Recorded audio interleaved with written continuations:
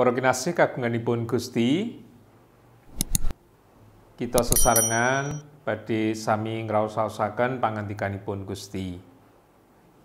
Semoga sesarengan kita sami nunggil ing manah nyuwun panuntuning Sang Roh.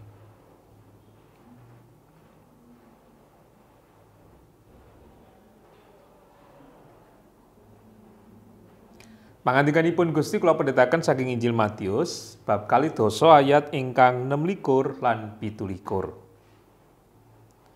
Injil Matius bab 2 ayat 26 lan 27.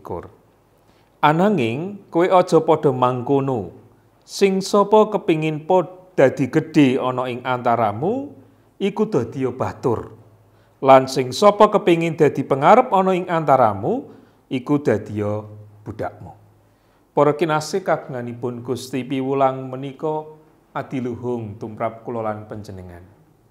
Awit ing sauruting gesang kula lan panjenengan, menawi kita kepingin dipun ajeni dening tiyang sanes, dipun tampi dening sing sanes, kita kedah saged beto diri kita kanthi pamawas ingkang sae, kanthi kawicaksanan lan tumindak ingkang boten jalari asoring manah asanes.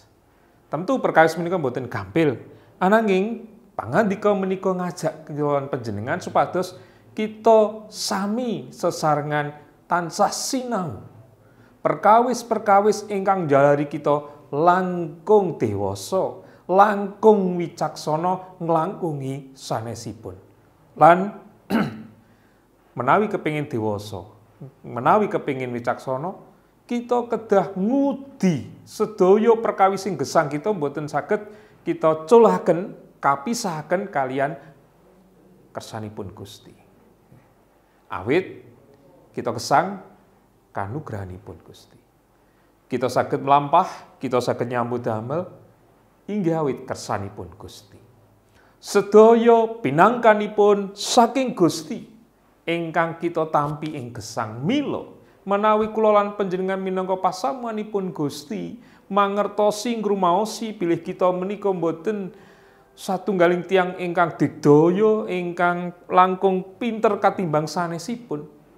Tentu kita mesti badhe ngudi kados ingkang kapangandikaaken dening Gusti. Kowe ora mangkono. Sing sapa kepingin dadi gedhe ana ing antaramu iku dadi batur. Lan sing sapa kepingin dadi pengarep ana ing antaramu iku dadi budakmu.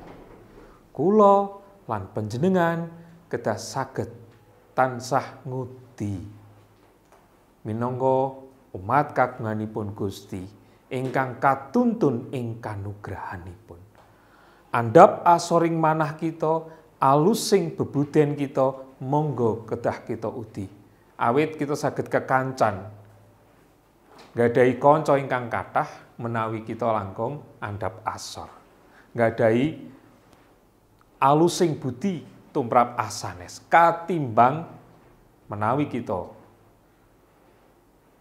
nedahaken nglairaken tumindak-tumindak ingkang jalari tiyang sanes. Wong kok kaya ngono, apa dheweke paling pinter lan sak piturungipun. Nah, tetes reraosan tiyang sanes. Tentu menika boten kita boten kepingin perkawis menika kelampahan wonten ing gesang kita. Nanging ingkang perlu tansah dados kawigatosan monggo sesarengan minangka umat kagunganipun Gusti. Sintena kita kalenggahan menapa kemawon ingkang sak menika kita lampahi, monggo sesarengan kita ngudi andhap asoring manah leladi wonten ing ngarsanipun Gusti ing gesang padintenan kita. Gusti berkahi lan nyataken kita. Amin.